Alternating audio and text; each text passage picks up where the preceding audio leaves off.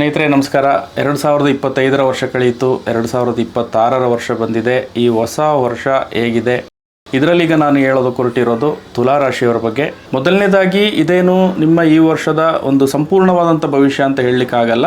ಯಾಕೆಂದರೆ ಕೇವಲ ರಾಶಿಯನ್ನು ಆಧರಿಸಿ ಯಾರ ಭವಿಷ್ಯವನ್ನು ಕೂಡ ಕಂಪ್ಲೀಟಾಗಿ ಪ್ರಿಡಿಕ್ಟ್ ಮಾಡಲಿಕ್ಕೆ ಸಾಧ್ಯ ಆಗೋದಿಲ್ಲ. ಗೋಚರ ಫಲದ ಆಧಾರದಲ್ಲಿ ಈ ವರ್ಷ ನಿಮಗೆ ಪರಿಸ್ಥಿತಿಗಳು ಅನುಕೂಲಕರವಾಗಿರುತ್ತದಾ ಇಲ್ವಾ ಅನ್ನೋದನ್ನು ಹೇಳ್ಬೋದಷ್ಟೇ. ಅದರಲ್ಲೂ ಕೂಡ ಗೋಚರ ಫಲ ಕೂಡ 20-30% ಅಪ್ಲೈ ಆಗುತ್ತೆ ಅಂತ ಎಲ್ಲ ಜ್ಯೋತಿಷ್ಯ ವಿದ್ವಾಂಸರು ಹೇಳ್ತಾರೆ, ಒಪ್ತಾರೆ ಕೂಡ. ಸೊ ಹಂಗಾಗಿ ಈ ಗೋಚರ ಫಲ ಅಥವಾ ಈ ರಾಶಿ ಫಲ ಅಂತ ಏನಿದೆಯೋ ಇದೇ ನಿಮ್ಮ ಸಂಪೂರ್ಣವಾದಂಥ ಭವಿಷ್ಯ, ಇದೇ ನಿಮ್ಮ ಈ ವರ್ಷದ ಸಂಪೂರ್ಣವಾದಂಥ ಫಲ ಅಂತ ಅಂದ್ಕೊಳ್ಳೋದು ಬೇಡ ಅಂತ ಹೇಳ್ತೀನಿ. ಯಾಕೆಂದರೆ ಒಬ್ಬರ ಭವಿಷ್ಯವನ್ನು ಕಂಪ್ಲೀಟಾಗಿ ಪ್ರಿಡಿಕ್ಟ್ ಮಾಡಬೇಕು ಅಂದರೆ ಅವರ ಜಾತಕ ಜನ್ಮಕುಂಡಲಿ ಬೇಕೇ ಬೇಕು.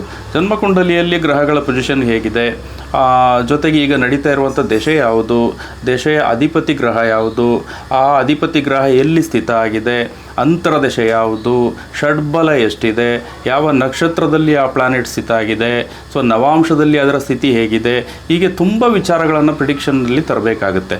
ಸೊ ಕೇವಲ ಒಂದು ರಾಶಿಯಿಂದ ಅದು ಸಂಚಾರದಲ್ಲಿರುವಂಥ ಒಂದು ಪ್ಲಾನೆಟ್ಟು ಅದನ್ನು ನೋಡಿ ಈ ಕಂಪ್ಲೀಟ್ ಪ್ರಿಡಿಕ್ಷನ್ ಅಂತ ಮಾಡೋದು ಜ್ಯೋತಿಷ್ಯದಲ್ಲಿ ಅಂಥ ಪದ್ಧತಿ ಇಲ್ಲ. ಪ್ರತಿಯೊಬ್ಬರ ಜೀವನದಲ್ಲೂ ಪ್ರಧಾನವಾಗಿ ಪಾತ್ರ ವಹಿಸೋದು ಸದ್ಯ ನಡೀತಾ ಇರುವಂಥ ದಶೆಗಳೇ. ದಶೆಯ ಜೊತೆಗೆ ಗೋಚರ ಫಲವನ್ನು ಅನ್ವಯಿಸೋದು ಜ್ಯೋತಿಷ್ಯದ ಒಂದು ಪದ್ಧತಿ ಅಷ್ಟೇ. ಅಂದರೆ ಗೋಚರ ಫಲ ಅನ್ನುವಂಥದ್ದು ಏನಿದೆ ಅದೊಂದು ಟೂಲ್ ಅಷ್ಟೇ.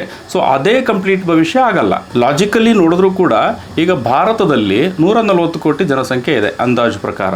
ಸೊ ನಾವೀಗ 12 ರಾಶಿಗಳನ್ನು 140 ಕೋಟಿ ಜನರಿಗೆ ನಾವೀಗ ಡಿವೈಡ್ ಮಾಡಿದ್ರೂ ಕೂಡ 11 ಕೋಟಿ ಜನರಿಗೆ ಒಂದೇ ರಾಶಿ ಬರ್ತದೆ, ಹೆಚ್ಚು ಕಡಿಮೆ ಸರಾಸರಿ.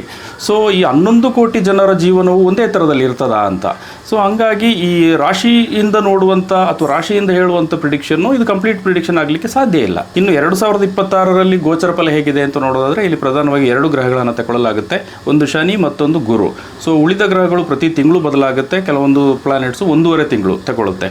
ಸೊ ಇದನ್ನು ನಾವು ವಾರ್ಷಿಕ ಫಲಕ್ಕೆ ಅಪ್ಲೈ ಮಾಡಲಿಕ್ಕೆ ಸಾಧ್ಯ ಇಲ್ಲ. ಸದ್ಯ ಈಗ ಶನಿ, ಇದರಲ್ಲೀಗ ಶನಿ ತಗೊಂಡ್ರೆ ಶನಿ ಬಂದು ಮೀನ ರಾಶಿಯಲ್ಲಿದೆ. ಈ ವರ್ಷಾಂತ್ಯದವರೆಗೂ ಕೂಡ ಮೀನ ರಾಶಿಯಲ್ಲೇ ಇರ್ತದೆ. ಇದರಲ್ಲೀಗ ತುಲಾ ರಾಶಿಯವರಿಗೆ ನೋಡೋದಾದರೆ ಶನಿ ಬಂದು 6ನೇ ಭಾವದಲ್ಲಿದೆ. 6ನೇ ಭಾವದಲ್ಲಿರುವಂಥ ಶನಿ ಪಾಸಿಟಿವ್ ಫಲ ಕೊಡುತ್ತೆ ಅಂತ ಹೇಳಲಾಗುತ್ತೆ. ಸೊ ಹಂಗಾಗಿ ಶನಿಯ ಗೋಚರ ಫಲ ಅನ್ನೋದು ಪಾಸಿಟಿವ್ ಆಗಿರ್ತದೆ, ಈ ವರ್ಷವೂ ಪಾಸಿಟಿವ್ ಇರ್ತದೆ. ಅದು ಕೆಲವರು ಕೇಳ್ತಾರೆ, ನನಗೆ ಆ್ಯಕ್ಚುಲಿ ತುಲಾ ರಾಶಿಯವರಿಗೆ ಚೆನ್ನಾಗಿದೆ ಅಂತ ಕಳೆದ 1 ವರ್ಷದಿಂದ ಹೇಳ್ತಾನೆ ಬರ್ತಾ ಇದ್ದಾರೆ, ಆದರೆ ಏನು ಒಳ್ಳೆಯದಾಗಿಲ್ಲ ಅಂತೆಲ್ಲ ಕೇಳ್ತಾರೆ. ಇಲ್ಲಿ ದಶೆಯೂ ಸಪೋರ್ಟಿವ್ ಇರಬೇಕಾಗುತ್ತೆ. ದಶೆಯ ಜೊತೆಗೆ ಗೋಚರ ಫಲವು ಸಪೋರ್ಟಿವ್ ಇದ್ದಾಗ ಅನುಕೂಲ ಆಗೇ ಆಗುತ್ತೆ, ಪಾಸಿಟಿವ್ ಫಲ ಸಿಕ್ಕೇ ಸಿಗ್ತದೆ. ಸೊ ದಶೆ ಚೆನ್ನಾಗಿಲ್ಲದೆ ಇದ್ದಾಗ ಗೋಚರ ಫಲ ಚೆನ್ನಾಗಿದ್ರೂ ಕೂಡ ಅದ್ರ ಕಂಪ್ಲೀಟ್ ನಿಮ್ಗೇನು ಫಲ ಸಿಗಬೇಕು ಅದು ಸಿಗಲಿಕ್ಕೆ ಸಾಧ್ಯ ಆಗೋದಿಲ್ಲ. ಇನ್ನು ಗುರು ವಿಚಾರಕ್ಕೆ ಬರೋದಾದರೆ ತುಲಾ ರಾಶಿಯವರಿಗೆ ಈಗ ಗುರುಬಲ ಇದೆ, ಜೂನ್ವರೆಗೂ ಕೂಡ ಗುರುಬಲ ಇರ್ತದೆ. ಸೊ ಜೂನ್ ನಂತರ ಗುರುಬಲ ಇರೋದಿಲ್ಲ. ಸೊ ಮದುವೆ, ಮಂಗಳ ಕಾರ್ಯಗಳು, ಏನಾದರೂ ಹೊಸ ಆಲೋಚನೆಗಳು, ಏನಾದರೂ ಹೊಸದಾಗಿ ನಾವು ಕೈಗೊಳ್ಳುವಂಥ ಕಾರ್ಯಗಳು ಇಂಥದ್ದೇನಾದರೂ ಇದ್ದರೆ ಜೂನ್ ಒಳಗಡೆನೇ ಅದನ್ನು ಕಾರ್ಯರೂಪಗೊಳಿಸೋದು ಅನುಕೂಲಕರವಾಗಿರ್ತದೆ. ಜೂನ್ ನಂತರ ಗುರುಬಲ ಇಲ್ಲ ಅಂದ್ರೂ ದಶೆ ಚೆನ್ನಾಗಿತ್ತು ಅಂದರೆ ಏನು ದೊಡ್ಡ ಸಮಸ್ಯೆ ಏನು ಬರೋದಿಲ್ಲ, ಯಾಕೆಂದರೆ ದಶೆಗಳು ಪಾಸಿಟಿವ್ ಫಲಗಳನ್ನು ಕೊಡ್ತಾ ಇರ್ತವೆ. ಇನ್ನು ರಾಹುಕೇತು 1.5 ವರ್ಷಗಳಿಗೊಂದು ಸಲ ರಾಶಿ ಬದಲಿಸ್ತವೆ. ಈ ವರ್ಷ ಡಿಸೆಂಬರ್ವರೆಗೂ ಕೂಡ ಸದ್ಯ ರಾಹು ಕುಂಭದಲ್ಲಿದೆ, ಕೇತು ಸಿಂಹದಲ್ಲಿದೆ. ಸೊ 2 ಗ್ರಹಗಳು ಕೂಡ ಡಿಸೆಂಬರ್ವರೆಗೂ ಕೂಡ ಅದೇ ಪೊಸಿಷನ್ನಲ್ಲಿರ್ತದೆ. ಇದರಲ್ಲಿ ಕೇತು 11ನೇ ಭಾವಕ್ಕೆ ಬರ್ತದೆ ತುಲಾ ರಾಶಿಯವರಿಗೆ. ಸೊ ಇದರ ಪೊಸಿಷನ್ ಪಾಸಿಟಿವ್ ಇದೆ. ಸೊ ರಾಹು ಬಂದು ಪಂಚಮ ಸ್ಥಾನದಲ್ಲಿದೆ. ಪಂಚಮ ಸ್ಥಾನದಲ್ಲಿರೋ ರಾಹು ಇದು ಪಾಸಿಟಿವ್ ಪೊಸಿಷನ್ ಅಂತ ಕರೆಸ್ಕೊಳ್ಳೋದಿಲ್ಲ, ಆದ್ರೂ ಕೂಡ ಇದೇನು ತುಂಬ ಸಮಸ್ಯೆ ಕೊಡುವಂಥ ಪೊಸಿಷನ್ ಕೂಡ ಅಲ್ಲ.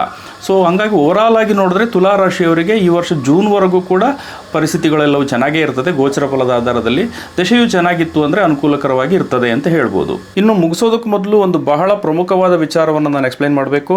ಇದೇನು ನಾವು 2025ರಿಂದ 26ನೇ ವರ್ಷಕ್ಕೆ ಏನು ಕ್ಯಾಲೆಂಡರ್ ಇಯರ್ ಬದಲಾಗಿದೆಯೋ, ಈ ಕ್ಯಾಲೆಂಡರ್ ಏನಿದೆಯೋ ಇದು ಬಂದು ಗ್ರೆಗೋರಿಯನ್ ಕ್ಯಾಲೆಂಡರ್ ಅಂತ ಹೇಳ್ತೀವಿ. ಅಂದರೆ ಇಂಗ್ಲೀಷ್ ಕ್ಯಾಲೆಂಡರ್ ಅಂತ ನಾವೇನು ಹೇಳ್ತೀವಿ, ಇದು ಗ್ರೆಗೋರಿಯನ್ ಕ್ಯಾಲೆಂಡರ್. ಇದರ ಮೂಲ ಬಂದು ಯುರೋಪ್. ಸೊ ಇದು ಜಾರಿಗೆ ಬಂದಿರೋದೇ 16ನೇ ಶತಮಾನದಿಂದ. 16ನೇ ಶತಮಾನ ಅಂದರೆ ನಾವೀಗ ಏನು 21ನೇ ಶತಮಾನದಲ್ಲಿ ಇದ್ದೀವಿ. ಅಂದರೆ ಹೆಚ್ಚು ಕಡಿಮೆ ಒಂದು 500 ವರ್ಷಗಳಿಂದ ಈ ಕ್ಯಾಲೆಂಡರ್ ಜಾರಿಯಲ್ಲಿದೆ. ಸೊ ಈ ಕ್ಯಾಲೆಂಡರ್ನಲ್ಲಿ ವರ್ಷ ಬದಲಾಗೋದಕ್ಕೂ ಏನು ಆಸ್ಟ್ರಾಲಜಿಕಲ್ ಫ್ಯಾಕ್ಟರ್ಗಳು ಅಂತ ಏನಿದೆಯೋ ಈ ಬದಲಾವಣೆಗಳಿಗೂ ಯಾವುದೇ ಸಂಬಂಧ ಇರೋದಿಲ್ಲ. ನಿಮಗೆ ಇಲ್ಲಿ ನೋಡಿ ಒಂದು ಎಕ್ಸಾಂಪಲ್ ತೋರಿಸ್ತೀನಿ. ಇದು 2025 ಡಿಸೆಂಬರ್ 31 ಪ್ಲಾನೆಟರಿ ಪೊಸಿಷನ್ಸ್. ಓಕೆ, ಇದರ ಪಕ್ಕದಲ್ಲಿರೋದು 2026 ಜನವರಿ 1ನೇ ತಾರೀಕು, ಅಂದರೆ ಹೊಸ ವರ್ಷದ ಮೊದಲ ದಿನದ ಪ್ಲಾನೆಟರಿ ಪೊಸಿಷನ್ಸ್. ಸೊ 25ರ ಕಡೆಯ ದಿನ, 25ರ ಏನು ವರ್ಷದ ಕೊನೆಯ ದಿನ ಏನಿದೆಯೋ, 26ನೇ ವರ್ಷದ ಮೊದಲ ದಿನ ಏನಿದೆಯೋ, ಎರಡರಲ್ಲೂ ಕೂಡ ಏನು ಪ್ಲಾನೆಟರಿ ಪೊಸಿಷನ್ಸ್ ಏನಿದೆಯಲ್ಲ ಸೇಮ್ ಟು ಸೇಮ್ ಇದೆ ನೋಡಿ. ಚಂದ್ರ ಸಾಮಾನ್ಯವಾಗಿ 2.5 ದಿನಕ್ಕೆ ಒಂದ್ಸಲ ರಾಶಿ ಬದಲಾವಣೆ ಮಾಡ್ತದೆ, ಆದರೆ ಇಲ್ಲಿ ಚಂದ್ರನೂ ಕೂಡ ವೃಷಭ ರಾಶಿಯಲ್ಲೇ ಇದೆ. ನೀವೀಗ 31ನೇ ತಾರೀಕಿಗೂ ವೃಷಭ ರಾಶಿಯಲ್ಲಿದೆ, 1ನೇ ತಾರೀಕಿಗೂ ವೃಷಭ ರಾಶಿಯಲ್ಲೇ ಇದೆ, ಅಂದರೆ ಚಂದ್ರ ಕೂಡ ರಾಶಿ ಬದಲಾವಣೆ ಮಾಡಿಲ್ಲ.